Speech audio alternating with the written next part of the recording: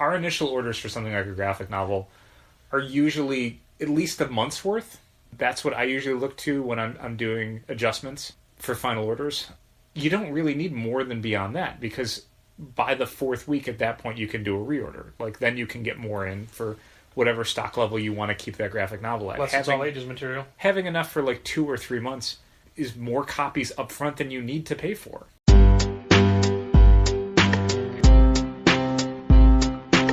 Come on and visit for any occasion. Don't keep patting down waiting. Comics and conversation. Keep the conversation moving along.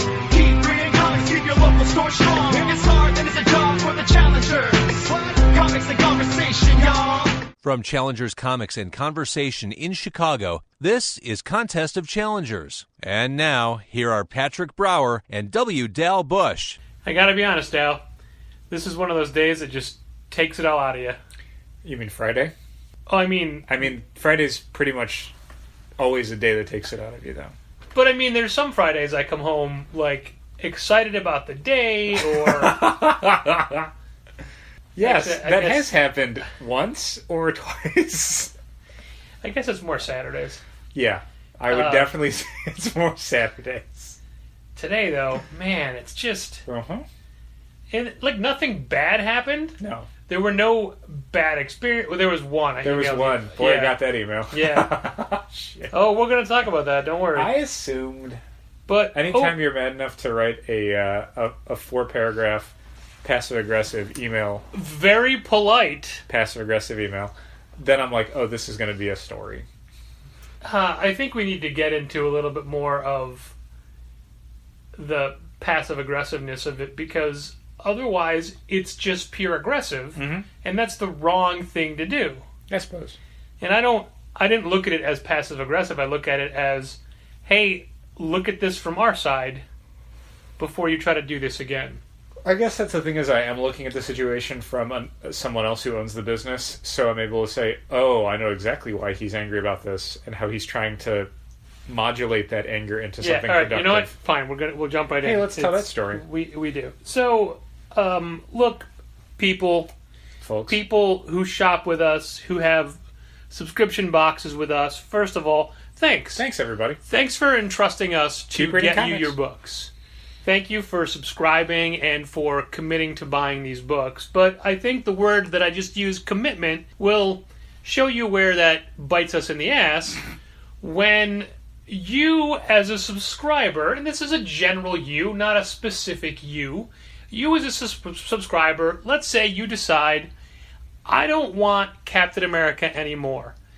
You can tell us when you're in the store, you can email us, you can call us, you can even, I prefer you don't, but you could even tweet to us or post about it on Facebook. That's all well and good. And when we get word from you that you no longer want Captain America, what we do then is go into your pulls list and remove Captain America from that list. Now, if it's, let's say Captain America is coming out that Wednesday, and if you send us this list sometime Thursday through Tuesday, we'll say, all right, we know Cap is coming out this week. They don't want it anymore. We won't put aside the new issue. And thanks to FOCs, for the most part, we can adjust our numbers for the next issue and not be stuck with an extra copy. However, if you let us know, say on Thursday, you no longer want Captain America, and there's a Captain America in your box that came out Wednesday, we leave it there because we take it off of your list moving forward.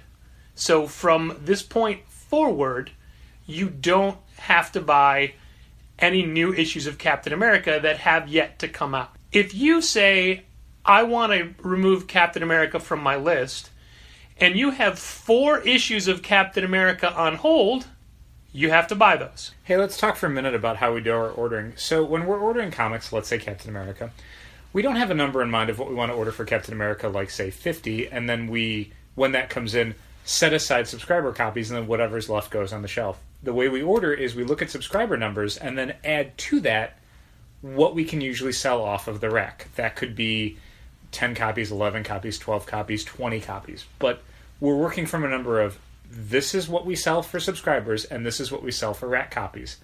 If we have to turn a subscriber copy into a rack copy, those numbers stop working.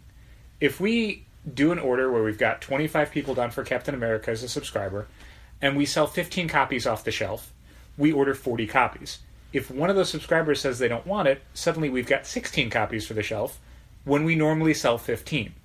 That means that we have too many copies now to sell. We will get stuck with it, most likely. That's compounded when we have months of those that are going on the shelf. Now, I know that many of you who are regulars who are listening to this are saying, yeah, I know, I get it. Stop yelling at me. You say this to us all the time. I don't do this. And you're right, most of you don't. Yeah. But the ones that do, oh my God, do they piss us off? And the retailers who are listening to this are saying, that happens to us every day. And guess what? It happens to every retailer all the time. It's true. We were just talking with someone at another business in Chicago who is collector-oriented, and they were... Not even a comic shop. No, but they were saying the exact same things that we've always been saying about getting burned by people who pre-order stuff, or people who end up not picking things up, or people that you're ordering stuff for that end up not getting it, all that sort of stuff. It's just... It is... I guess it's the problem all the way around in this kind of, again, collector-focused industries. Now, in this day and age, when, let's say, you read Avengers, and let's say you subscribe to Avengers. No, I don't do that. And you come in like we want you to come in once a month. You come in once a month. Currently, there'll be 4 issues of Avengers in your box. That's true. Now, if you say, I meant to drop Avengers last time I was in, I totally forgot to do it, 4 issues is a lot for us to hold, but it's a weekly series. Yeah. If it's Batman or X-Men Blue that come out twice a month, and that happens, we may work with you. But when you have 4 issues of a monthly series, that means A, you haven't been in it for 4 months, B, you get an email every week that tells you what we're putting aside for you, C, you get an email once a month that tells you what is on your list. All of those should be reminders to say, you know what? I don't want Captain America anymore. Sure. We get emails every week from subscribers using those exact tools and saying, hey, I don't want this one book anymore. Like, and it's not like people are confused with how the system works. It's very straightforward. We've not really had anyone being confused about what they're supposed to be doing with these emails. Those who read it. Well, that's the trick. Yeah. The people who read it. I can't make people read it. We can send out, 5, 6 emails a month to people. If they don't read them, they don't read them. And I have no verification that this club member reads their emails, because when I went to email them, my email program didn't autofill their address, which means I've never emailed or received emails from them. Autofills on mine because I have to email them a couple times a year to say, hey, you haven't come in to get your books. Please come get your books. Do they ever respond to you? No. See, and if you recall that specific email address, it's such a weird address for that person, and not necessarily a provider you would think of. No. So it makes you wonder if they get any of these at all. They definitely come in when they get the emails saying, hey, you haven't been in a month. Oh, I thought they get calls as well. I guess they do get calls, but specifically, this person called today to say, hey, I got a call from you. Oh, okay. I'll be coming in this week. Yeah, I'll be coming in. Maybe they don't check those emails. They don't bounce back. Yeah, that's true. So it's an email account. I have an email address that I'm signed up to some newsletters to that I never check. Okay. Well, so once again, that's something we have no control over. Right. And the problem I have with this is a nice person. I mean, I wish they wouldn't need to come in every time we have to call them every 4 months or whatever. And they get so few books that right as of now, they have 2 books on their pull list. Sure. Oh, also, so basically the way this happened was I was setting up the tables for tomorrow's Women's Comics Month event. So I wasn't dealing with the person. Sure. When I saw a pile of 4 copies of a monthly title, I said, what is this? And when I was told what it was, I got so angry that I had to tell my coworker, I'm not mad at you. I'm mad at the situation, and I'm letting you know that in the future, this is how you would handle it. This is how I would handle it. and we actually role played. Okay. Like you be the customer saying, I don't want these, and I'll say, hey, you know what, moving forward, that's great, we'll take it off your list. Oh, but I don't want these. I'm like, you know what, I'm really sorry, but those were ordered specifically for you. You've had them on hold for 4 months. We don't have the chance to sell those now. The time for that is done. And by the way, those issues I put back out, we had 3 to 4 copies of every one of them. That title's been dying for like 6 months. Yeah. So when I saw those specifically in the email, I'm like, oh, Yeah. those will never move. That's my quote. That's, as a little tidbit, every time I have to put back a delinquent subscriber's books because they haven't been picked up and I can't get in contact with them and they won't come in for them when they've been notified, it's never stuff we need. No. It's never like, oh man, the last 3 issues of Amazing Spider-Man, great. It's always like, oh, this book that we don't carry for the shelf because no one ever buys it. Oh, it's extra copies of this thing that we have 3 copies of the last 4 issues of. It's always that stuff.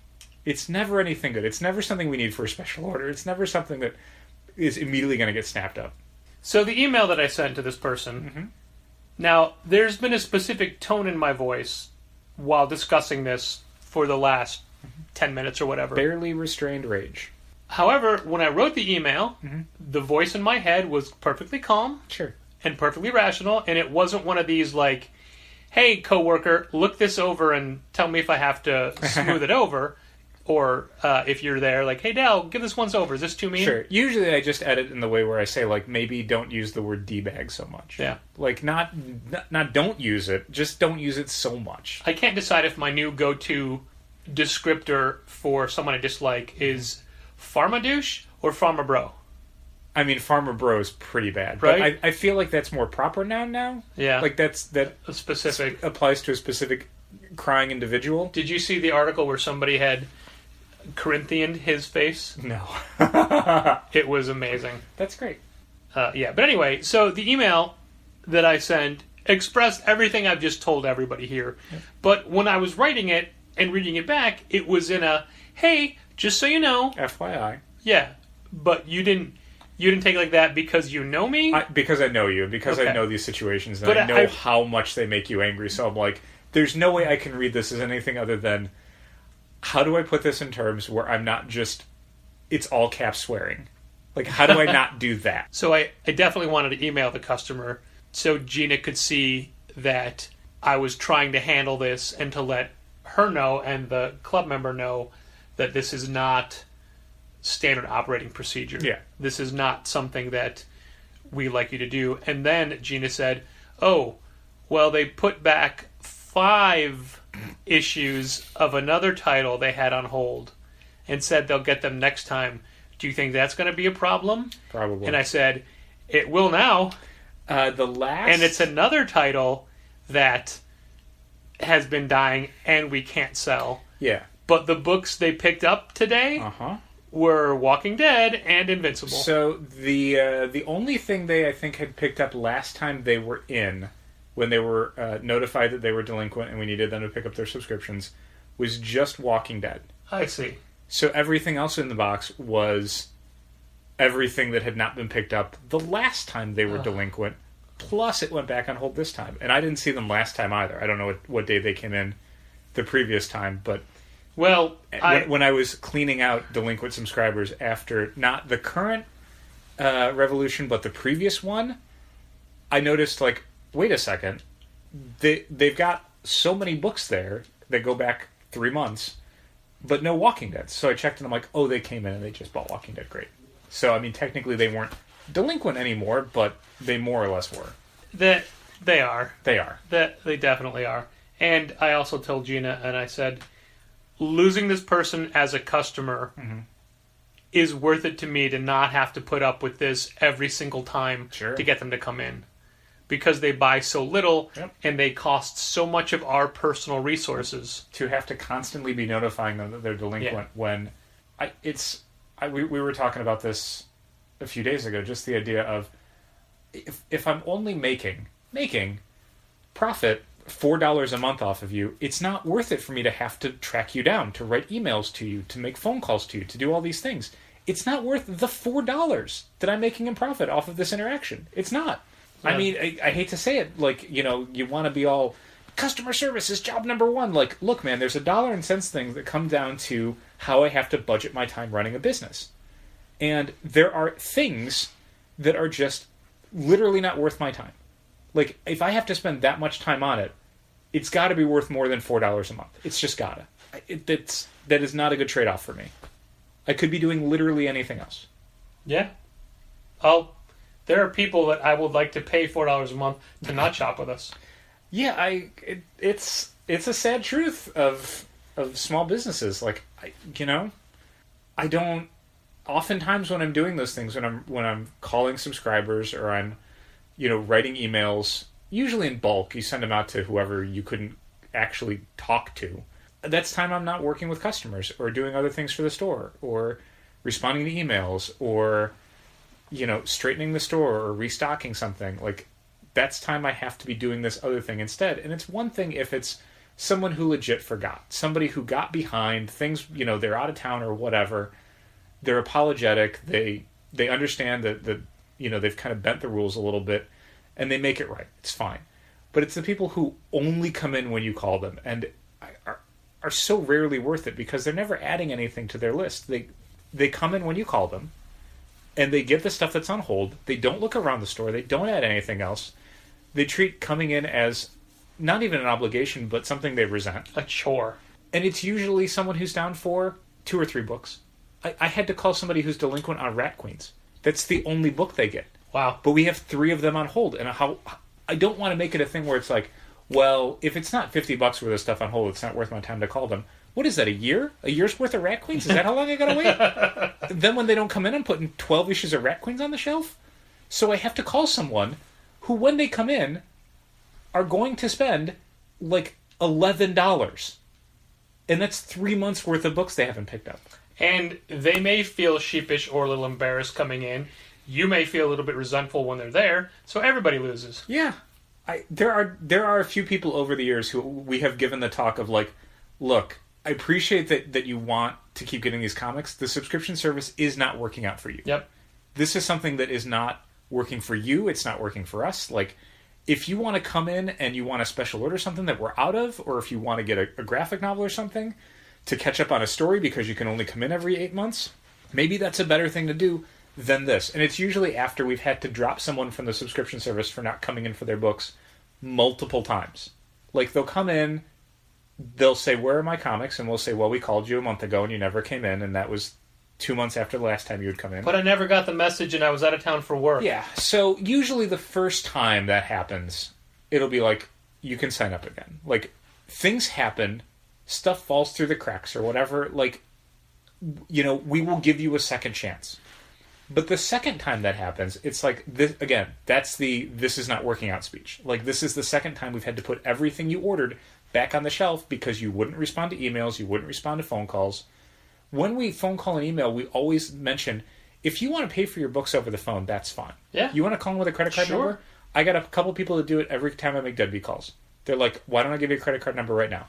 And I say the same thing on the message. You can pay for your books over the phone. We'll keep everything aside until you can come pick it up and keep pulling new issues for you in the meantime. You don't miss out on anything. It's fine. You got another month to come get everything. And there's people that do that and then send a friend in. Does they walk in and we hand them a parcel and they go. Yeah. But if someone can't even do that, they can't respond to an email, they can't return a phone call, they can't come in 2 months, like, you're going to get dropped. And you do that twice, it's like, this is not worth our time. This is too much effort to have to expend on this interaction. Agreed. But ultimately, we want people to enjoy the comics experience. We don't want them to look at comics, like we said, like an obligation. It's weird. We spent, I think, a bunch of time last week or the week before when we were talking about Diamond's pull list. I think 2 weeks ago. Pull boxes of theirs. 2 episodes ago. About how important pre-orders are and how much we try to drum up those as much as we can, about how much effort we expend trying to get people to sign up for stuff and how much that's responsible for the kind of bare bones numbers that allow us to stay in business above and beyond, rack sales and stuff. But just the core numbers that keep a store running. But at the same time, I've mentioned it before, I wish we didn't have to do the subscription service. I really do. Yeah. It's a lot of extra work for things that, A, we give a discount on, so we're losing 10% on that stuff. But B, I don't know. Like, I remember a store at the height of the Bill Jemas, Joe Quesada Marvel speculator era went rack only. It enticed people to come in every week.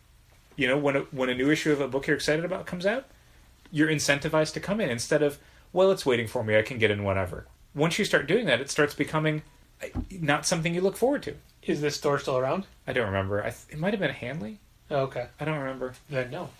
Yeah, so that didn't work out. And obviously that's, you know, that puts a different emphasis on our initial orders and how, you know, how much guesswork will go into that, especially for first issues and early issues of series before you have sales numbers. If there weren't so many other stores in Chicago they can go to get their books and to sign up to a service. Sure.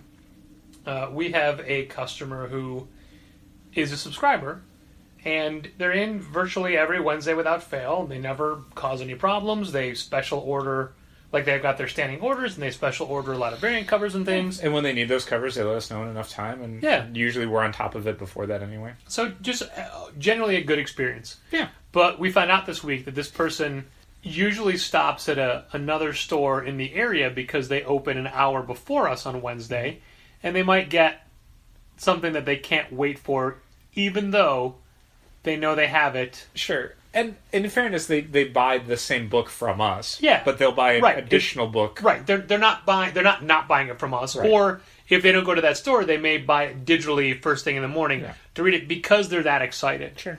And while that seems like it's costly to me, you can't deny their enthusiasm. For sure.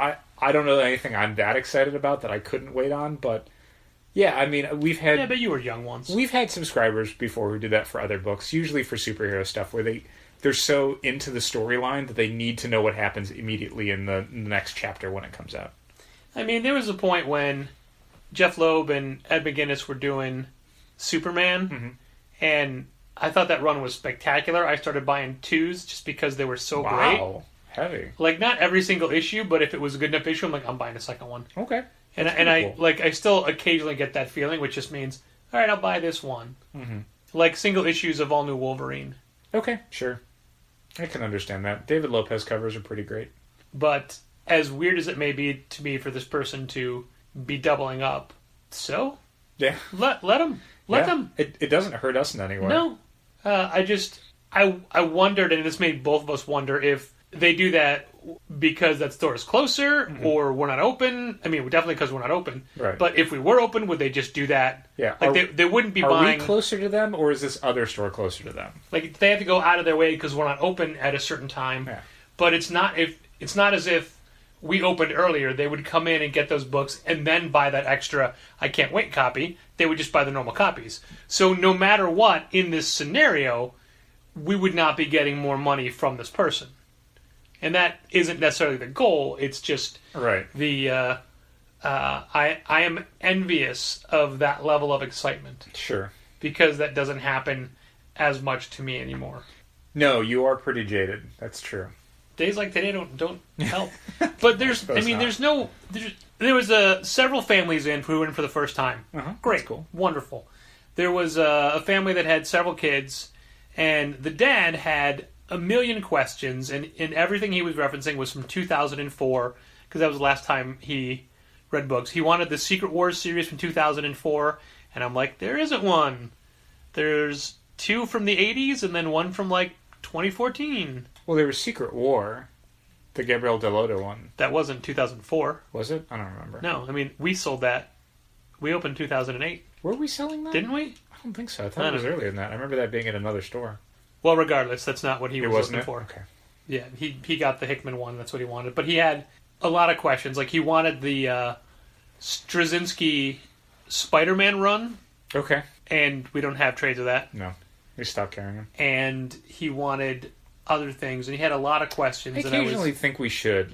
Stuff like that, where we can just point and go, hey, here's all the Bendis New Avengers stuff or whatever. They do the Great Big Collection. But there's so many of those. There are. And, I mean, we already are running out of room for stuff, and I don't know that I would want to give over half a shelf, basically, to stuff like that, where it's just, hey, here's 100 issues of someone's older run that no one's asked for, so it's not like we're missing out on sales, but I mean, I don't know. we could always do that. Here's the first volume. We'll special order the rest. I wish we could. I wish we had more room sometimes. You know. Oh, sure. Just to do stuff like that, to be able to. Well, if we stop selling all ages comics, No, that's not going to happen. I'd rather stop selling the Marvel comics. to put more Marvel trades in, is that what? So if I have to choose between the Marvel trades and the all ages trades, I'm choosing the all ages trades. Oh, for sure, hands down.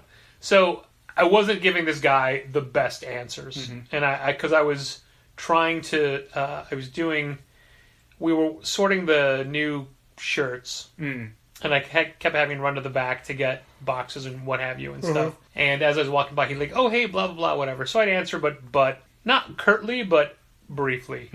And then he was shocked at some of the prices, and like their stack of books dwindled down to less, but they bought stuff. Okay, cool. And as they're leaving, the dad turns and goes, "Hey man, sorry I'm such an asshole." Oof. And I go, You're not. "Hey, you want to learn about the things you want to read. Sure. Don't ever feel bad for asking questions." Yeah. Like trying to say like, no, you're doing the right thing. I'm the one in the wrong. I'm sorry I made you feel like an asshole. But I mean, he said it like sheepishly, like, "Yeah, I know, Sure. sorry, I'm an asshole." But it's like, don't leave feeling that way. Yeah. That's I did that wrong. I mean, I knew, and then I said something to Gina like, "Could you tell that he was bugging me?" And she said, "Well, I think I'm just learning to figure out when you might be a little bit unhappy with somebody, but it's new. I'm just getting there.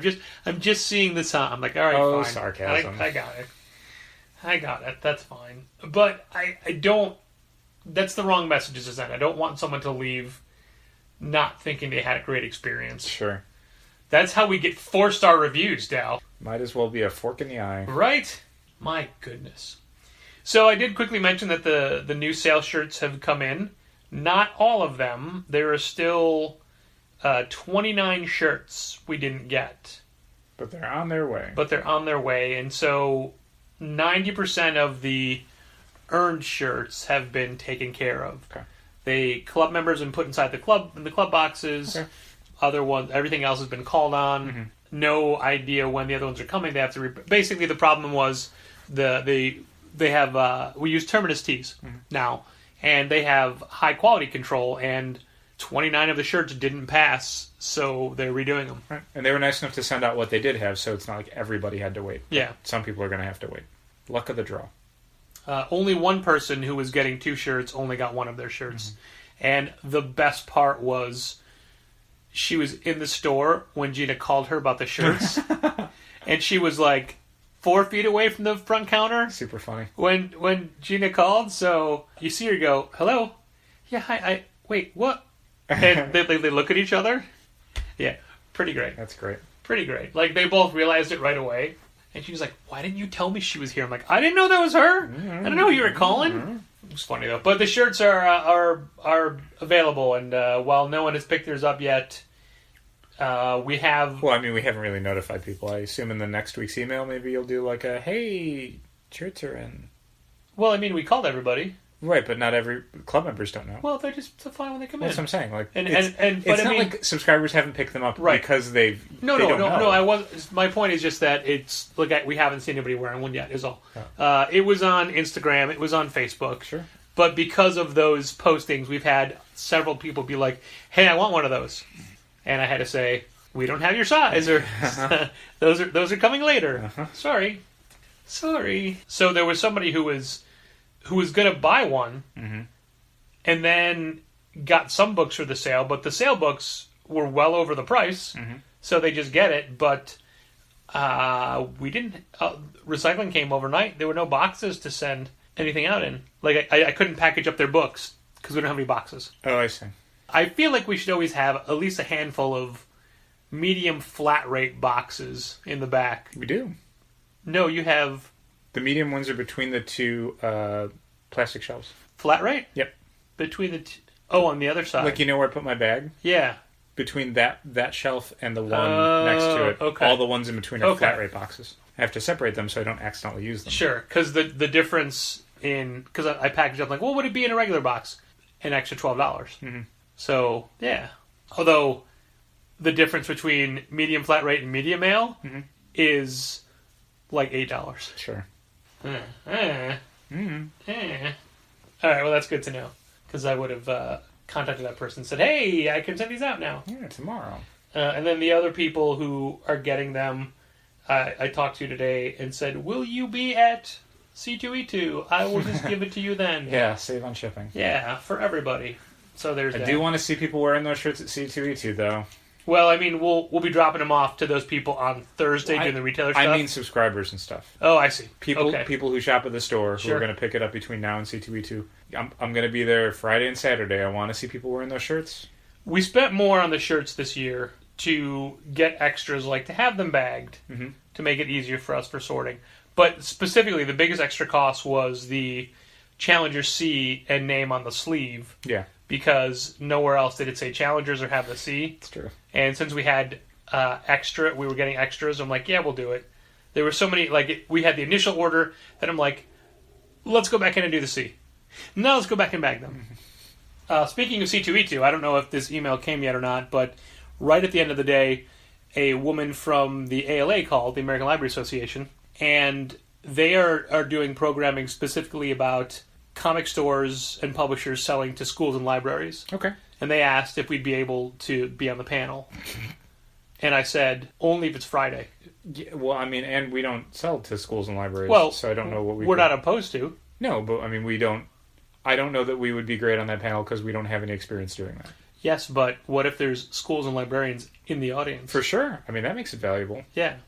So, long story short, she's going to email us, and I said we would probably do it. Sure. It's 4 to 5 on Friday. Okay. That is at the tail end of the Comic Suite seminar programming. Yep. But also, I may not be able to do it for secret reasons. Well, and on top of that, I don't know that we're going to... Even if both of us were at the Comic Suite seminar, I don't know that both of us would stay the entire 3 hours. Yeah, right. Sure. Although we did stay... Well, we left early together last time. Yeah, well, mostly because at the end of it, it just became hey, we're going to do a breakout session where we're going to have the programmers talking to people who have individual questions. And we actually did have one. I had one and you had one. We had two. But it was not... I mean, we could have left then and it would have been fine. Yeah. And they're going to have Comic Suite people at the Diamond Retailer Summit the couple days prior. So, in theory, if we had anything specific that we needed to cover, that we wanted to ask, we could do it there. So, speaking of Diamond... Hey, Diamond. How about that email we got today? It was interesting. It was a criticism that I know was going to be brought up at Comics Pro, so I guess it did. What is the criticism? That Diamond's current reorder terms... I'm sorry. I thought you meant a criticism of us. No. Well, I realized, looking at that article, that I had a typo. Uh-huh.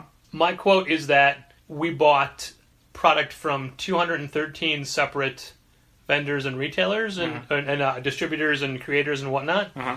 I think it should have been 113, not 213. Oh, okay. I don't know that it was 200. Uh-oh. I mean, I recently had to send that similar information to Jim McLaughlin for a question he had. Mm-hmm. And I remember it being 213, and I looked it up, and I said, oh no, that's only, So much for ethics and comics journalism. Right? But the point is, we can talk about this, right? I don't know. I mean, it was Diamond had asked how much of our business they would get if they changed their terms of service. Mm-hmm. And specifically in regards to reorders, which is a huge part of comics businesses now, and a lot of the terms they have are based on a model of comics retail that no longer exists. Those terms were up when you would reorder 10 graphic novels a month, because that was the 10 that were on the market. Well, ultimately, we don't reorder from them because of those specific two things he pointed out. We go outside because they don't have the things we want. Yeah. Specifically when it comes to all ages material, they're getting kind of bad at it. Yeah. So there's a few main books where it's like, I shouldn't have to go to Baker and Taylor to get Sunny Side Up. And the sequel book. That's a huge juvenile literature book. There's no reason that would be like having to go outside of Diamond to get Raina Telgemeier books. You got to be better at this. Got to get better at that part of the market. So I didn't bother to do anything about it, but I can look and see what we spent with other people and say, here's what we spent with those other distributors. But the reason why is not because of these two things you're mentioning. I would definitely bring up the All Ages stuff. Like, Yeah. that's the stocking on that sort of non-premier publisher stuff, specifically that genre field, whatever you want to call it, they got to get better at. Like, I don't care if they don't stock, Titan graphic novels about video games or whatever, but I care when they don't stock science comics graphic novels. Yeah. Like, I can sell more of those if you would stock them. They shouldn't be out of stock within weeks of release, and then for months at a time. But I also appreciate the fact that this was a higher up at Diamond seeing something we said in a Publishers Weekly interview and then emailing us directly to say, hey, in regards to this, Sure. what if we did this? What would that do? But in general, I know that was a discussion point that was going to come up at Comics Pro, was how kind of regressive their reorder terms are. And if we were better businessmen, it would make a huge difference. We would be able to say, like, oh, we've been holding off on that because we're losing money on these terms. Yeah. But now that we're not, we're going to order more. I mean, it would be nice for it to happen because, it would save us money and it would make us more efficient at our business. But we wouldn't order more graphic novels because of it, and we're not ordering less right now because of it. It's just harder to stretch those dollars with the terms they have now. I think it's phenomenal that a company like IDW is willing to forego the reorder fee. Sure. Because basically, we get a certain discount per publisher when we order product from Diamond, when it's new product on its initial release. Front list product. If we are reordering it after the product has come out, Backlist product. there is a fee that Diamond charges, like a penalty for not ordering enough ahead of time.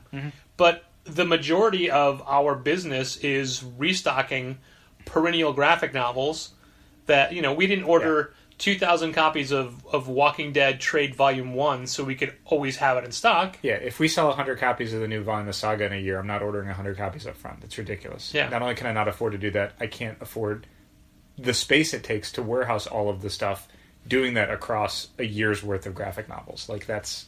And even then, eventually I'm going to run out, and I'm going to have to order more. And we understand that they have to pay to warehouse all those things, but they're a distributor. And it's just... We're a store. It's just the realities of the market now. Like, the front list focused model works great for the days where, again, there aren't really graphic novels. There's not a lot of specialty merchandise. You're just selling the new issue of comic books to retailers, and that issue runs out. Like, there's not... You don't have to hold stock of that. You get in 150,000 copies of whatever, and you package it up and you ship it out, and you keep, 2% or 3% aside for damages or whatever, shortages. But that's it. Like, now, so much of the market is graphic novels that you need to have in consistently forever, and the publishers will reprint if they run out of. And so that means we're making less money on each reorder copy that we sell than we would be on initial orders of the same product. Yeah. But it's... Our initial orders for something like a graphic novel are usually at least a month's worth. That's what I usually look to when I'm doing adjustments for final orders. You don't really need more than beyond that, because by the fourth week at that point you can do a reorder. Like, then you can get more in for whatever stock level you want to keep that graphic novel at. Plus it's all ages material. Having enough for like 2 or 3 months is more copies up front than you need to pay for. And it just doesn't make sense from a shelf space, like you had said. Yeah. Or cash flow, Yeah. If I can pay for those copies in a month, I'd rather pay for them in a month. I'd rather not pay for 3 months worth on one bill. I'd rather pay a month each on 3 different bills. We had a friend of the store email today asking if we wanted to advertise in their book, and they're a good... He's a good guy. Sure. And I'd be happy to have us advertise in the book, but I had to just say, we can't do it right now. Yeah. You're not asking for a lot of money. It's like every penny counts. Yeah. And it's harder for me to figure out what's going on with our finances because of all the money that is tied up in C2E2 tickets. Sure. And it is so frustrating during the span of a day to see, how are we doing? I don't know. I can't tell from that total. Uh-huh. And it's going to be this way for the next month. And every other phone call is about the tickets. Yep. And every single person, what does it mean ticket type? Uh-huh. Oh, I know we just talked about this last week, but... somebody called in on Thursday while I was briefly at the store, and Kent got it. and it was someone asking about C2E2 tickets, and I was laughing a little bit because I was grateful they got Kent, because if they would have gotten you would have been so angry with them, because it was basically do you have tickets, how many tickets, what different days, what are the costs? They wanted everything spelled out, and you would have just done check the website. You would have hung up so fast.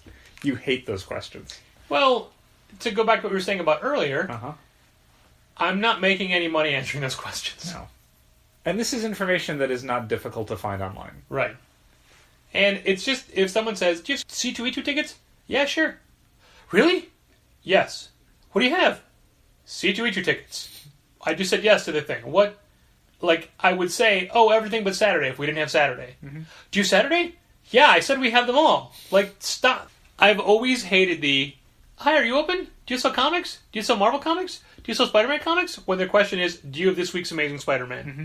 Just say that. Just ask that one thing. Don't lead me down this path. I don't need the hierarchy of questions. Right. And while the ridiculousness of the example I just gave is not real, that type of questioning is. Mm-hmm. That's true. And somebody today was, do you see C2E2? Oh, man, I can't say that. I can't say those letters and numbers fast. Too fast. Do you have C2E2 tickets? Yeah, we do. Okay, and you have the 3-day kids? Yes. And I didn't do the whole, but you have to buy a 3-day adult to get one. I just said, yes, we do. Okay, great. Yeah, I was the one who called yesterday. I didn't work yesterday. Oh, okay. Well, I called about the... All right, great, thanks. And I relayed that to Gina, and she said, why did they have to tell you they called yesterday? It doesn't matter. Yeah. Also, you're not the only one.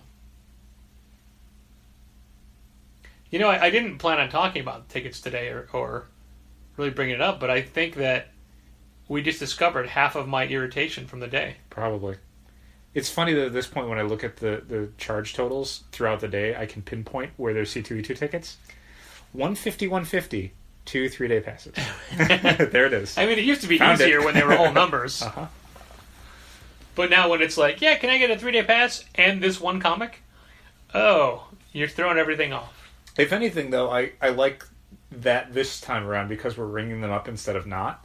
So when people would do I want to get this graphic novel and a 3-day pass, that's a weird transaction I have to do now because some of that's going to be through the register and some of it is not, and then I got to adjust those numbers and figure out where that money's going and on and on. It's still not a great system, and I still wish we had a better way to do it. And yeah. I'm at the mercy of hoping people remember to write things down. Uh-huh. To keep my interim numbers. I mean, I could do daily inventory.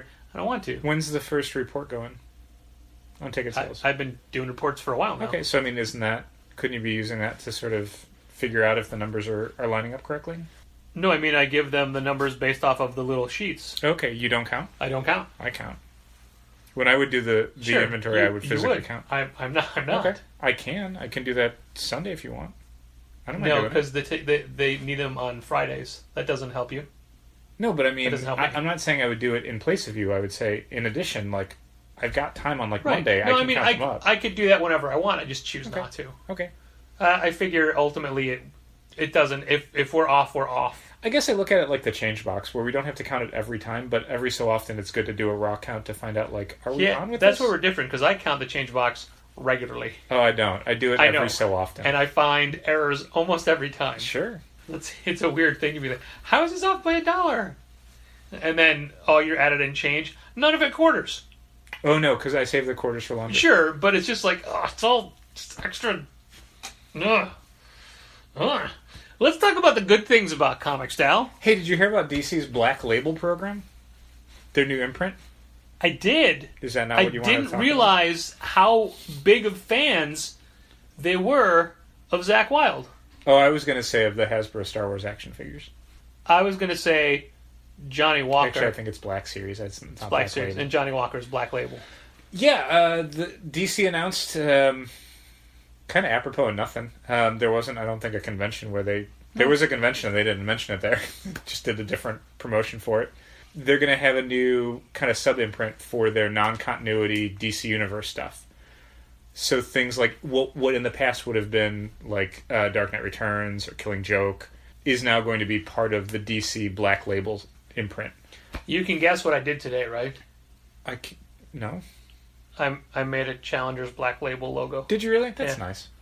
I just took the DC out and put the C in. Sure. That's all I had to Easy do. enough. They announced a bunch of different projects, some of which had already been announced, like Superman Year One by Frank Miller and John Romita Jr. and John Ridley's The Other History of the DC Universe are now officially part of the Black Label. I'm a little disappointed that John Ridley's is non-continuity stuff.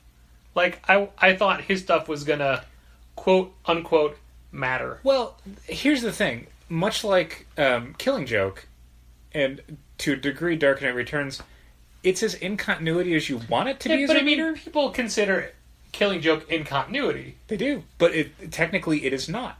Like, it was not originally produced as this is going to fit in wherever. It was... Then why was Barbara Gordon in a wheelchair for forever? Because people looked at it, creators looked at it and went, oh, that's huge, we need to do that. We need to do something with that. I'm really happy with the idea behind Black Label. I think the stuff that's been working really well for DC graphic novel-wise, and honestly for their comics, is stuff that you can point to and go, just read this.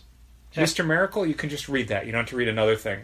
Doomsday Clock is one comic book. Do you think that they'll brand the Mr. Miracle hardcover collection when they ultimately do it as Black Label? I don't think retroactively they will do that. Do you think if this existed then, they would have branded this series? Probably. Or do you think Black Label is... No, it is for series, because Superman Year 1, or Earth 1, whatever. They've said that What is it? Year 1 or Earth 1? Superman Year 1. Year 1. They've said it's going to be for a variety of different kinds of projects. So things could be single issues, they could be smaller continuous graphic novels like Batman Dark Prince Charming.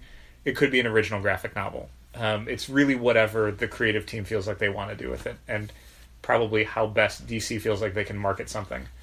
The stuff they announced, though, for this project is exactly what I, as a retailer, want to hear for something like this. It's huge creators like Kelly Sue DeConnick and Phil Jimenez and Greg Rucka and Lee Bermejo and Brian Azzarello. And it's huge characters like Wonder Woman and Batman and Superman. Like, it's exactly the sort of project where I know that there's a huge market for these types of comics. Like, a Batman story by Brian Azzarello and Lee Bermejo, where Batman teams up with John Constantine. I mean, hello, thank you, universe. Who murdered the Joker? There's a huge audience for that sort of book. It's going to look great. People are going to want to pick it up. It's a Batman thing, much like Batman White Knight, that you don't need to read other stuff. You're just reading this miniseries, this one Batman comic. And here's a tip from a longtime comic retailer. People like reading Batman comics. They like buying Batman comics. So that's a good pick. A Greg Rucka Wonder Woman project, a Kelly Sue DeConnick Phil Jimenez Wonder Woman project. Those are going to be huge. A lot of fans for both those creators, and specifically on that character. I think they're both great fits. Would have liked to known who the artist was going to be for the Greg Rucka Wonder Woman project. I think that matters, occasionally when you look at a big name creator working on a project at DC, the art matters a little bit more than DC might assume, based on the way they do these announcements. Grant Morrison working with Frank Quitely is going to sell one number. Grant Morrison working with Ben Oliver is going to sell a different number. Right. Like, it's not that either book is going to be better or worse necessarily, but the level of interest climbs when the artist is really good. Again, Phil Jimenez doing a Wonder Woman project with Kelly Sue DeConnick is a much bigger deal to me than just Kelly Sue and an artist at some point is going to be doing a Wonder Woman project. Those are two different things. So I'm glad that some of these things had artists attached. I think that does matter. There was another one that was weird where Scott Snyder is doing a Batman story that one place had reported was originally going to be Sean Murphy, but now is Greg Capullo. Huh. Okay. So I wonder if that means there's a different Sean Murphy project now with Scott Snyder, or no. I mean, Sean Murphy project with Scott Snyder keeps saying that his next Batman project is his last. Well, that was supposed to be. It felt like the Scott Snyder, the Sean Murphy one. Yeah. The Batman clone in the future storyline. Yeah. This may be that. Well, it sounds like this is that, yeah. And Greg Capullo's drawing it now. And it also deals with a murdered Joker. Yeah. That's a very in theme now, very I guess. Of the moment. Yeah, I think for sure that Black Label is a very smart idea from a publisher and a very exciting project as a reader. I still thought there was another announcement this week that I can't remember. Valiant has a new, I don't know, executive editor or... Carl Bowlers. Yeah. Yep. He's reporting to the editor-in-chief. Chris Ryle stepped down as the editor-in-chief of IDW. Yep. So there's a lot of behind-the-scenes shakeups happening, and not shakeups. Shakeups sound like bad things. Moves, people. Somebody, I think the Beat had reported on the Hunter Goranson leaving Valiant, and they'd mentioned, like, this is the fourth move.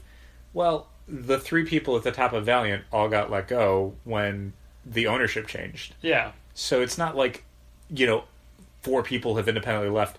No, 3 of them were made redundant, and a 4th left. And I could see that if he sees the writing on the wall or thinks, I was here because of these people or whatever. Sure. I mean, Hunter Goranson was a guy that's been there for years, and the culture of that company, if it hasn't changed already, is definitely going to change. Yeah, you were surmising just yesterday that they wouldn't want to pay to brand my car anymore. No. Although, I mean, you can negotiate that with them at C2E2, I'm sure. I'm sure. But realistically, like, all of the kind of fan-forward stuff that Valiant's been doing, it was very much like the booster rocket phase of that company.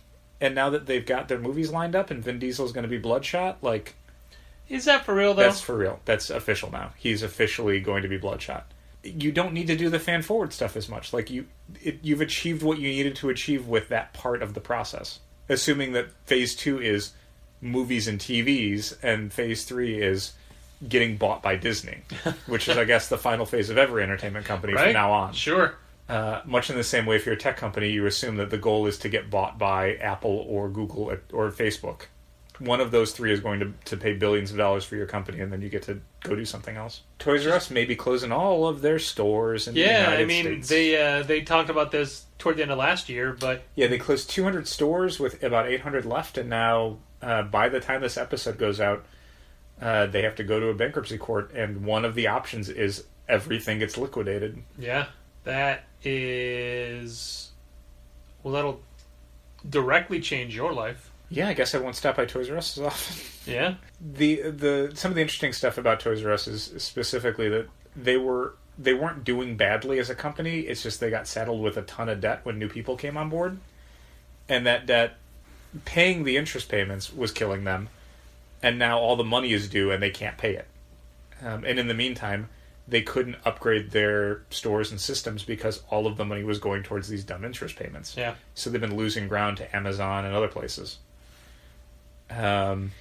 If Toys R Us goes away, does that change how we order things like Marvel Legends? Probably. I mean, they're still Target. Yeah. To be blunt, it's going to change how things like Marvel Legends get produced. Hasbro is 15 to 20% of the toy market. Yeah. And they may be heavier in certain categories than others. And I know that Hasbro's been doing a lot of exclusives with Toys R Us over the last few years. Not having Hasbro not having Toys R Us as a client, as an outlet for their toys, that's going to cause them to make different decisions as far as what gets produced when and in how many quantities. Well, I'll tell you, I'll probably pick up that A-Force box set if they liquidate it. Yeah. That'll probably make it pretty far in their liquidation process. It's been there for a while, and it's very expensive for repaints. I had a not a local Toys R Us over the weekend, and they had 15 of them. Yeah. 2 different sections of the store. It's a pricey box set. I'm glad they did it. It was a good looking box set. Yeah. But yeah, there's it's $120 there, I believe. A dollar amount you can put on the idea of A-Force action figures, and I think they exceeded that price. So that's on my list.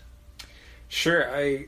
If they do a full scale liquidation, I don't know if there's anything I have passed up at Toys R Us that I thought if the price came down I would get this. But there might be something where, like, in the waning days of it, I might be like, well, pennies on the dollar. I mean, I've always wanted the giant, big foot keyboard. Sure. It's going to be weird, though. I mean, there's a knock-on effect of things like Toys R Us going away that's, again, more than just Toys R Us going away. Not only is it going to mean things for other businesses that sell toys or manufacturers of toys, like, Toys R Us's are in malls nationwide, strip malls and big old malls, and when a huge store like that goes empty, it doesn't mean good things for the other stores. Nope. And then they start to go away, and it's a whole cycle of things not being real good for retail. But yeah, I don't know that we would necessarily order more Marvel Legends figures, but I mean, if people were coming to get them from us more, then yeah, sure. Like if we were selling out of the amount of cases that we currently get, I'd add more cases on. 2 phone calls today for Marvel Legends toys. Yeah. Which series? The vehicles, which we don't have, and the lizard, which we don't have. Okay. I feel like both of those should be soon. Soon, but still no EE notifications. We don't get I'm right. That's right. It's from, you're right. Soho. Well, nothing from them for sure. Yeah, well, I mean, maybe ask our guy on Wednesday. I will do so. See if he's got an update. He won't, but you can always ask. Speaking of Wednesday. This Wednesday. What's happening two this Wednesday? new. Well, this past Wednesday. Oh, this past It already Wednesday. happened. What happened this past Wednesday? 2 new big image books came out, and I think they were both really enjoyable. I love Gideon Falls. Yeah, it's Loved a it. really good looking book. Oh my gosh. A lot of good ambiance. It's Andrea Sorrentino's most accessible art, I think, when you compare it to some of the... Like, he does a lot of fun experimental things in his regular... Well, his I really other liked books. his Secret Empire stuff. I really did. Yeah, but this is a little bit, I think, more linear or a little toned down. Maybe, yeah. It communicates its story pretty effectively. There's It 2 does. main threads running through it, and I think both of those are easy to understand what's happening. There was a great text piece in the back by Jeff Lemire about where this came from and 20 years in the making. Yeah. And a great history of him as a creator, too. Yeah, for sure. Worth it for that. Gideon Falls #1, very enjoyable. Yeah. One of the things they said is that they have the entire series plotted. They don't know how many issues it's going to be, but they know the story. Mm-hmm. Like, this isn't we know how it ends, or like, no. And he literally said, depending on how #1 sells, we'll have an idea of how far we can take it. Sure. But we know this is a story. Mm-hmm. This is not going to be 175 issues of a lot of filler. And then Oblivion Song was also enjoyable. The art is not as good as Andrea Sorrentino. Yeah, But it's not as much to my taste. I think it's serviceable though. Like it tells its story. Yeah, and this is somebody new. They're only going to grow and get better. I hope so. Like it honestly reminds me a lot of early Ryan Ottley, but less superhero-y. Yeah, I can sort of see that. It's tough for me to talk about Oblivion Song because I read the galley they gave us, which is like the first graphic novel. Yeah. So I don't want to talk about things that are not to come yet in the story, but since I read it all in one sitting, I can't remember where the chapter breaks are. I don't know what's like an issue 1 plot point and what's an issue 2 plot point. In much the same way that I feel like Invincible grew out of some of its genre trappings to do some fun stuff with storytelling and some neat plot points. Oblivion Song definitely has that, where across the first 4 or 5 issues, they drop some huge twists where I'm like, oh, I didn't see that coming, and I probably should have, and man, that really changes kind of what's going on in the story. Yeah, I did enjoy Oblivion Song. If you like how Walking Dead is reading now, but you want something a little bit more action-y, I think Oblivion Song is a more action-y Walking Dead. There's definitely, because of the type of artist he's got on it, I think Kirkman's writing a story that has a little bit more over-the-top, I don't want to say Pacific Rim-style action, but it kind of has that where there's giant monsters and kind of how they move through things and how people deal with them, mixed with the kind of survivalist world-building stuff that he's been doing on Walking Dead. I think it's way closer to that than, like, Invincible. Or Outcast, for sure. It's very far away from Outcast. Very far away from Outcast. This was a much bigger week for #1s than I realized. Yeah. There's Ballad of Sang from Oni, which both Kent and I really enjoyed. Mm-hmm. It's a fast-paced action, like a crime caper. Yeah, a martial arts crime caper. Mm-hmm. A crime book set in, like, Chinatown, if you will. Mm-hmm. And I don't mean Chinatown the movie. Okay. I mean actually the part of a city that's designated Chinatown. I mean, there's definitely part of it where they're trying to find Chinatown. Oh, nice Joe Jackson reference, Dal. Thanks for that. Ballad of Sang was fun. Dodge City was fun. If you read Fence and you like Fence, Dodge City is right up your alley. Yeah. Think of it as Fence, but with dodgeball instead of fencing. Yeah, definitely for the folks who have enjoyed stuff like Fence and Hi-Fi Fight Club or Heavy Vinyl. I reverse sold it Fence today because someone was buying Dodge City, and I'm like, oh, have you heard of Fence? Yeah. So that was also fun. And yeah, just a much bigger week of #1s than I realized. I liked it. So these are things that people can look at now that are either on the shelf. You can come in and take a look when you are are visiting Challengers Comics and Conversation in Chicago, which is the comic store that myself, Patrick, and my cohort Dal own and work at and talk about in this, the Contest of Challengers Comics Industry Business Podcast on the Yak Channel Network. And while unrelated to comics and to us, the voice, the introduction, and the outroduction of this podcast, our good friend and longtime Chicago DJ James Van Osdol, also the host of his own podcast, Car Con Carne. The radio station he was working at, WLUP, signed off tonight. Really? It's done. Oh, it's too bad. Steve Dahl was the last live broadcaster. Good. Yes. On a simulcast from WLUP, which is the station he works for. Yeah. At the time. So you can still buy the classic Loop T-shirt on their website. They brought those back for the go away. That's the cool. Classic Loop logo that's available. Neat. But I just thought I'd mention that because this is the point where you're about to hear James Van Osdol, because I say thanks for listening. And I say keep reading comics. This has been Contest of Challengers. Thanks for listening. Keep reading comics. Challengers is located at 1845 Northwestern Avenue in the Bucktown neighborhood of Chicago. 773-278-0155. Keep up to date with new releases and events at challengerscomics.com. Like Challengers Comics on Facebook, follow @Challengers on Twitter, and help fund this podcast at patreon.com/challengers.